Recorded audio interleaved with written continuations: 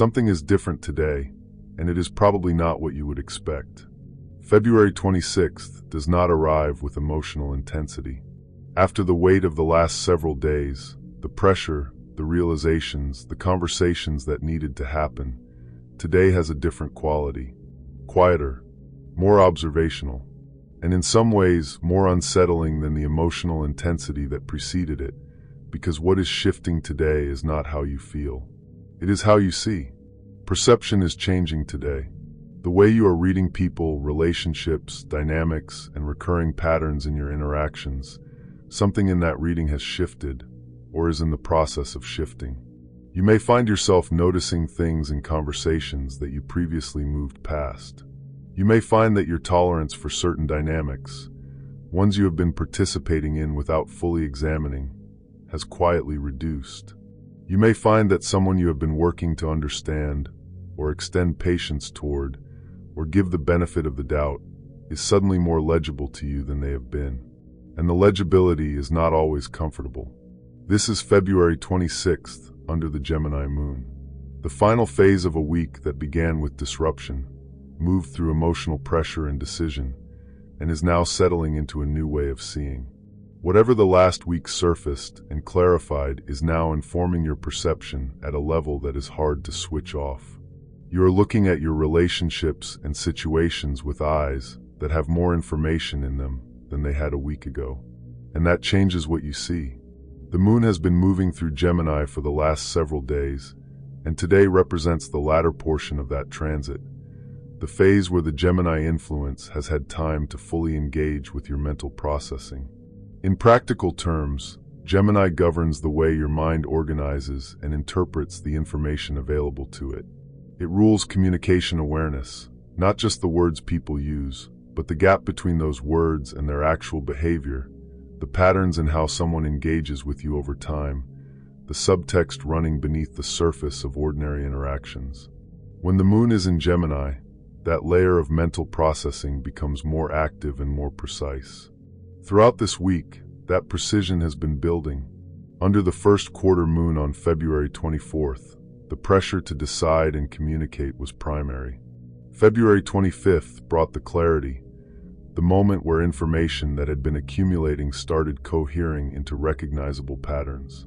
Today, that pattern recognition has become part of the way you are automatically reading the people and situations around you. The Gemini function is fundamentally about information. It notices inconsistency. It registers the third time someone does the same thing and connects it to the first and second time. It tracks what is said against what is done, what is offered against what is actually delivered, what someone presents about themselves against what their behavior over time reveals. Under a Gemini moon, this process runs with less effort and more speed than usual. What this means practically is that conversations that might have landed neutrally a week ago are landing differently today. You are catching more. The things someone did not say in response to something you said, you noticed. The shift in tone in a message, you clocked it. The way a particular person consistently behaves in situations that involve their own accountability, you are seeing the pattern rather than the individual incident. This is not suspicion or cynicism. It is cognitive clarity. Your mind is doing what minds do when they have enough data. It is forming conclusions. The Gemini moon is simply accelerating and sharpening that process today, making what has been subtle more visible, making what has been below the threshold of your direct attention more conscious. The people who will feel February 26th most intensely are those for whom the earlier part of this week produced significant realizations. If you arrived at genuine clarity about a relationship or situation in the last 2 days, if February 25th delivered the understanding that had been building since the eclipse, then today that clarity is no longer a fresh perception. It has settled into the way you see, and that settling changes your experience of being in that relationship or situation. The person who was previously legible only with effortful interpretation is now legible without the effort. And legibility without effort tends to remove some of the intensity that was previously present. If you have recently been confronted with information that required you to update your understanding of someone, information that forced a recalibration of who this person is, what they are capable of, or how much their stated values align with their actual behavior. Today, that recalibrated understanding is functioning as the default frame. You are no longer seeing the person through the previous framework. You are seeing them through the accurate one, and that is a different experience. If you made a decision this week, a decision to end something, to begin something, to establish a boundary, or have a difficult conversation, today you are sitting inside the aftermath of that decision. The emotional intensity that accompanied the decision has settled. What you have now is the clarity about whether it was right. For most people who acted from genuine knowing rather than reactive impulse, the clarity today confirms the decision. The emotional distance from the previous position feels appropriate rather than regretted. And if you have been in a dynamic characterized by significant uncertainty, a relationship where the terms have been unclear, a situation where the direction has been consistently ambiguous, today that uncertainty is harder to maintain as a stable state. The Gemini moon brings a pressure toward cognitive resolution. The mind, when it has been in prolonged uncertainty and now has enough information to form conclusions, tends to do so today.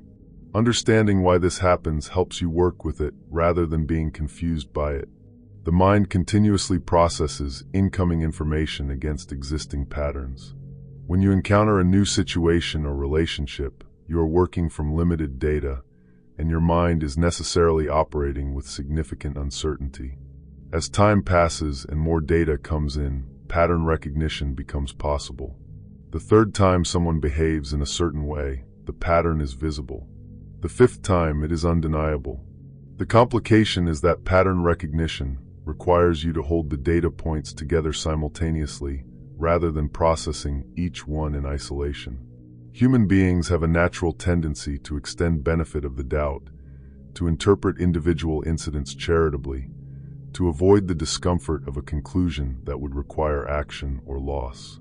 So even when the data is present and the pattern is visible, there can be a delay between the data being available and the conclusion being consciously reached. What the Gemini moon does is accelerate and make more automatic the final step of that process, the step where the data points are placed in the same frame and the pattern names itself. The mental agility of Gemini, applied through the emotional processing of the moon, essentially speeds up the integration of information that had been available but not yet fully synthesized. This is why today's clarity can feel sudden, even when the information behind it was gathered over a long period. The pattern was there. The data was available. The Gemini moon is simply the condition under which the synthesis completes. The emotional distance that often accompanies this is similarly explicable. When the mind has been carrying an unresolved question, sustaining hope or uncertainty or active interpretation around a situation, there is cognitive and emotional energy tied to that unresolved state. When the question resolves, that energy releases. The release can feel like detachment, or like losing interest, or like something going quiet that had been running at a low level for a long time. In most cases, this release is appropriate. It is the completion of a mental process that was using resources while it remained open. Even grounded, accurate perception carries risks when it converts to action too quickly, and February 26th has a specific version of this worth naming. The risk is misinterpreting cognitive clarity as the signal for immediate confrontation. When you see something clearly, when a pattern becomes fully visible, when a person's behavior makes complete sense in a way that changes your understanding of the relationship, there is a strong impulse to address it directly and immediately, to name what you now see, to have the conversation that your clarity has made available. That impulse can be right. Frequently, it leads to appropriate, necessary communication. The risk is when the conversation starts from the peak of the perception, when what you say reflects the full, unprocessed version of what you are now seeing, including whatever grief or frustration or disappointment the clarity carries with it. When clarity arrives about a person or dynamic, it rarely arrives alone. It arrives alongside the feeling of having not seen it sooner, the recognition of what the not seeing cost you, possibly some anger at the situation or the person. Those feelings are real and often legitimate. The question is whether they need to be part of the conversation, or whether the conversation serves you better if it is limited to the clear communication of the essential thing, without the full weight of the accompanying emotional processing. A conversation started from the sharp edge of a new realization tends to produce defensiveness rather than genuine exchange. The other person receives not just the content, but the charge behind it, and responds to the charge more than to the content. The conversation that actually serves the situation is usually the one started after the perception has stabilized, after you have sat with what you now know for long enough that you can communicate it without the fresh charge. Speaking too quickly today from the immediate clarity is the version of misusing this energy that tends to create complications. The perception itself is reliable. The timing of its expression still requires some consideration. The highest use of February 26th is the same thing it was yesterday, but slightly deeper: observation, integration, and selective communication. Listen today.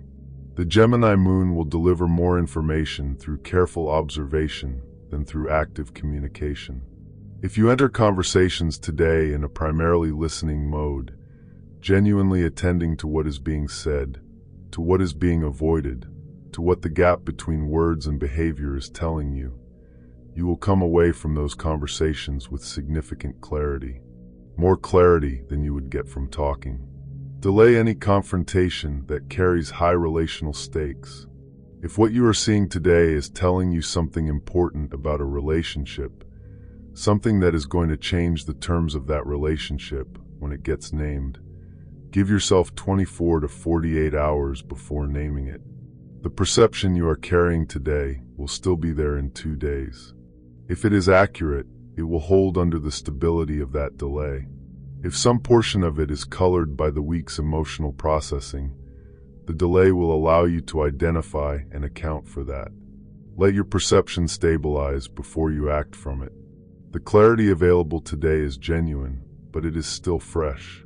Fresh clarity and fully stabilized understanding are not quite the same thing. Stabilization happens when you have sat with what you see long enough to examine it from multiple angles, to account for what you might still not know, to separate the clean perception from the emotional response the perception carries with it. Write down what you are observing.